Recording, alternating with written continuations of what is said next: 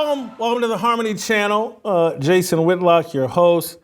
Delano's on a tight schedule, so I got to be a little tighter. Delano, Shemeka, welcome to the show. I want to play for you all. We'll start with the Fox News released a clip this weekend about the Cincinnati Jazz brawl that I couldn't figure out why they released this, but maybe you all will have a better understanding. But let's play the clip. Fox News says that during the brawl, someone shouted the N-word. They weren't sure who it was. But anyway, let's play the clip.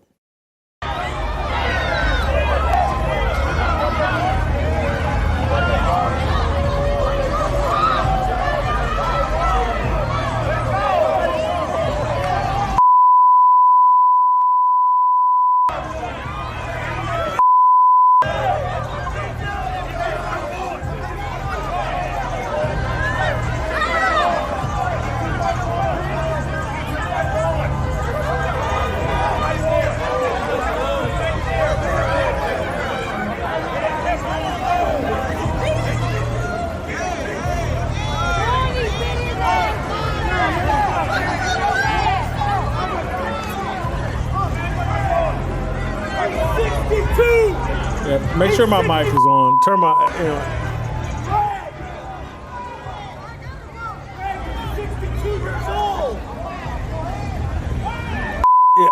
Anyway, it just goes. I keep talking. They beep it out. I'm talking over it. This weekend I said I don't even understand. Why is this relevant? Why is it relevant? Why is Fox News doing this? Why are they making mention of this? Delano, you fire first. So, Jason, I couldn't hear the audio in that clip, but the one that I saw online, I think I heard a bleep towards the end of whatever was going on there. I'm actually not sure.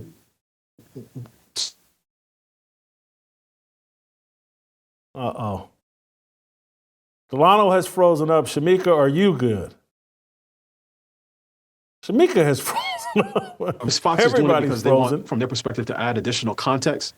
Oh, Delano, did I freeze up? Delano, hold for 1 second. Start over. Start over from the very beginning. No, I was just saying I couldn't hear the audio in that clip, but when I saw it online, it seemed like it was towards the end of the video we just saw in terms of when you hear the bleep. So my sense is that Fox is saying, this is additional context in terms of how this brawl, this fight got started. I don't know if they think that this justifies it. I don't even know whether the slap that most people saw and then the ensuing fight happened before or after the thing that we just saw. So it's hard to sort of place all this, which tends to happen when you have a brawl or melee or whatever.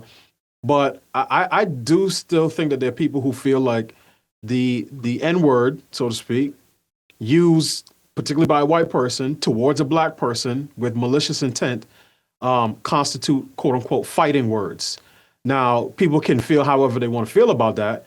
But many people, some that I know, if a white person came up to them and called them the N-word in the course of, again, sort of an aggressive action, they're going to fight back. And some people may feel like, no, you should just walk away. You shouldn't allow words to spur you to action. And I think that's generally good advice, but that's not always the way that things work out. So I'm assuming that this is why Fox News played this, to give it additional context. But again, I don't know where this particular video fits in the timeline of that entire brawl that we saw, going around online. The slight pushback, or the pushback I would give, is you use the term fight back. And I would say take the back off of it. They're going to use it. They're going to fight. And because there is no back to it. And I would also just say that as a Christian and just as an adult, there are no words that can trigger me from anybody. It just can't happen. That's an adult point of view. If you have time to spend incarcerated or in court or damage to your reputation, or you enjoy running the risk of getting injured, I guess words can trigger you because you got time on your hands. I've just never had that kind of time since I reached maybe 18, 17 years old. I just don't have time to give to people that want to use words to trigger me into taking actions that will take up my time and perhaps compromise my freedom. It just seems like common sense advice. I mean, Jason, I would agree with you generally, but I mean, I could think of some words that may, let me off the chain, so to speak. If somebody is saying something about my wife or my children and my presence, again, I don't know how I would react, but it was interesting, a couple years ago when Will Smith got up and slapped Chris Rock and many people thought he was out of line. I saw some conservatives who were like, no, he was defending his wife's honor. Now, they might not have known as much about, the Smith relationship as is currently publicized, but there were some people who justified it. And these are not black folks I'm talking about. I'm thinking of one prominent white Southern conservative writer who will say, no, if you talk about a man's wife, you should expect to get slapped in the mouth.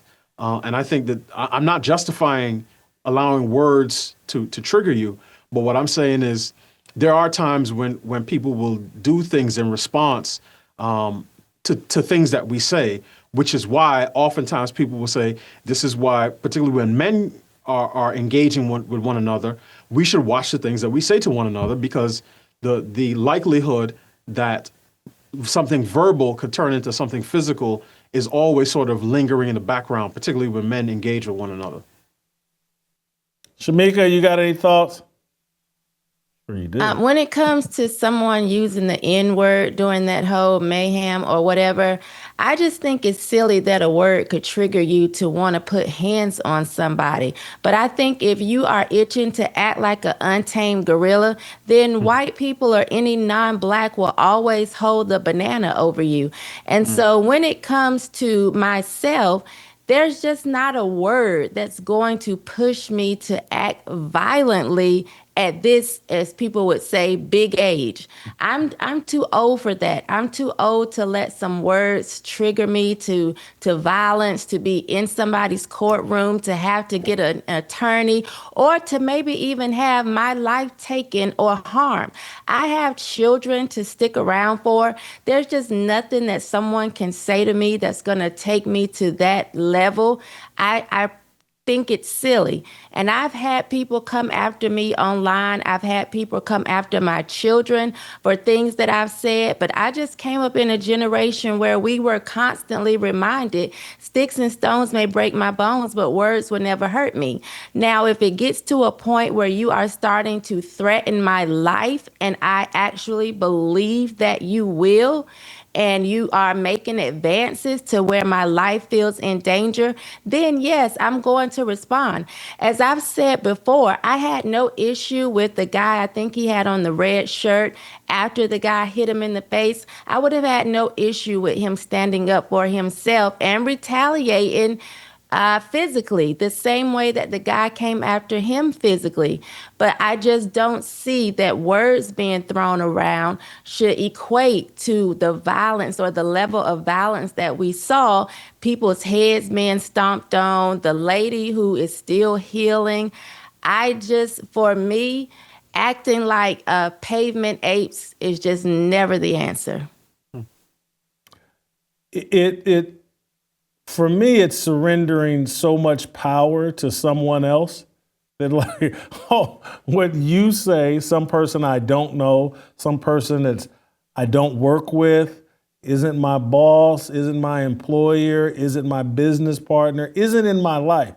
For me to hand over power to them, and it's like, if you watch, did you ever see Delano, the movie? It's a niche movie, The Jones Plantation. I had the creators on the show. And yes, it's I did. Yeah, marvelous movie. And in it, they had a scene early in the movie that the overseer was intentionally trying to say things to provoke the black dude and the black slave, because this is set back during slavery or whatever. And to me, it was such a wonderful point that they were making. like, man, they've been playing this game on y'all for a long time, that they can trigger you and get you to act in a way that actually harms you more than it harms them. And so I just am reluctant, or I just don't, I'm not a puppet that I'm going to allow anybody to put on a string. And so I think some people, men, think it's a sign of manliness that, hey, there's fighting words, there's things you can say to me that's a bridge too far. And for me, it's like, nah, there's no puppet strings you got on me. There's nothing you can say that I'm in control of my behavior, my emotion, and how I'm going to spend my time. And Jason, I think that comes obviously with age and maturity. Obviously, right? As someone who's covered sports, for much of your lifetime, you've seen guys get into brawls, get into fights. Managers want to fight with reporters, and reporters want to fight with players, and so on and so forth, all over the exchange of words. And I think, to Shemeka's point, as you get older and more mature, you start to see, and you are able to weigh the cost and benefit of any of your actions much more quickly in almost a millisecond. And you think, okay, if I do this, this is going to happen. And is this something that I want, right? Is this something that I want to affect my family, down the line? As I said, I think that comes with maturity. I'll give a quick personal sort of anecdote, right? One of the few times I can remember a white kid calling me the N-word, I was in 6th grade. I was in Catholic school. I went to Catholic school for 2 years. Good academically, not a good fit for me socially, right? And this kid, we were going back and forth because this is, kids talk, and we were both cracking on each other. And he said, your mom's like Delano, $1 in a dream. And I said, your mom's like a shotgun, 2 cocks and she blows. And we were going back and forth, and I didn't like him, Jason. And this is to your point in terms of how people can use words to manipulate you. And I was running a counter program on him. And I said, okay, if I can get him to call me something, then I'll be justified. Now, again, this is my 6th grade mind. I'll be justified when I smack him across the face. And this is not my personality at all. I just didn't like him. And I said, well, you better not call me that word. And we went a few more rounds, and eventually he did. And I responded, and I don't know if I got suspended for that. I got suspended for, uniform infractions, haircut infractions, but I don't remember if I got suspended for that.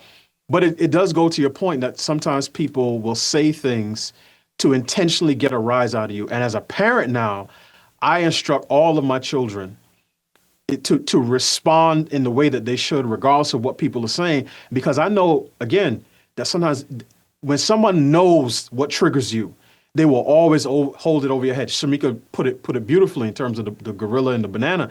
They'll hold it over your head.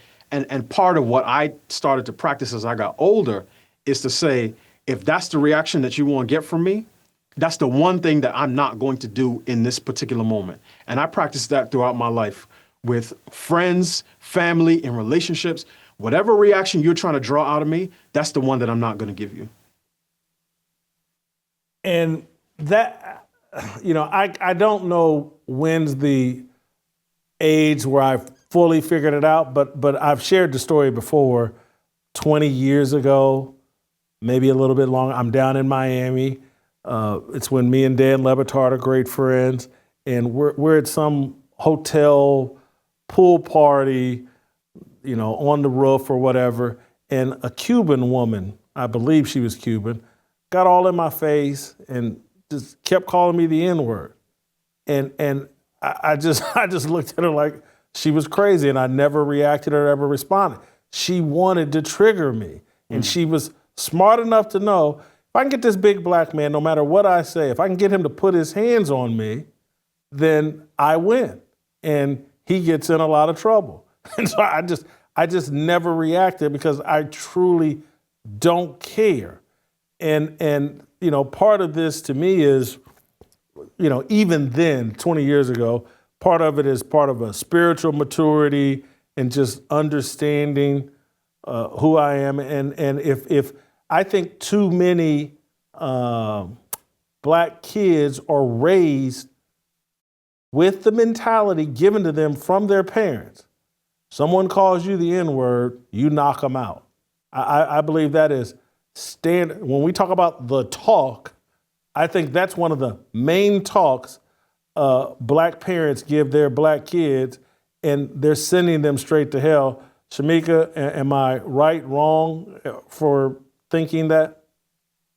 Yeah, I definitely think it comes from the parents. I say all the time that I remember asking my grandma how she felt about the N-word, and she told me it didn't bother her because it meant an ignorant person, and she wasn't ignorant. So I grew up not really giving a lot of thought to the word. I don't think any white person has ever called me that to my face that I know of. Perhaps online. I just don't really pay much attention to it because my mother and my grandmother didn't pay a lot of attention to the word. And my grandmother, there were stories that she told us as a nurse that she would walk into the room and a white person would say, "I don't want that N-word helping me." And she said she would walk out of the room and say, "Well, die then." She just, it was just not a thing for her. And so she kind of passed that down to us, that it was just never a thing for us. And for me, I don't like having very emotional exchanges with people that I don't have close relationships to. I've seen people online, like they may say something to me and I may fire back at them because it's fun. And people will say, "Oh, don't let them get you worked up." I don't know them. They aren't getting me worked up. I could be in the tub, on the toilet, or just, having some downtime. They don't get me worked up. It's all an act.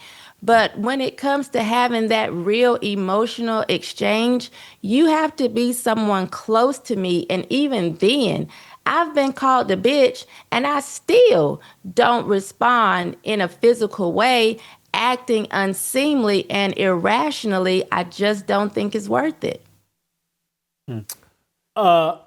Delano's got to run, and so do I. Thank you both so much. Enjoyed it. Enjoyed the conversation. Hope you guys did too. We'll play Harmony, and we'll see you next time.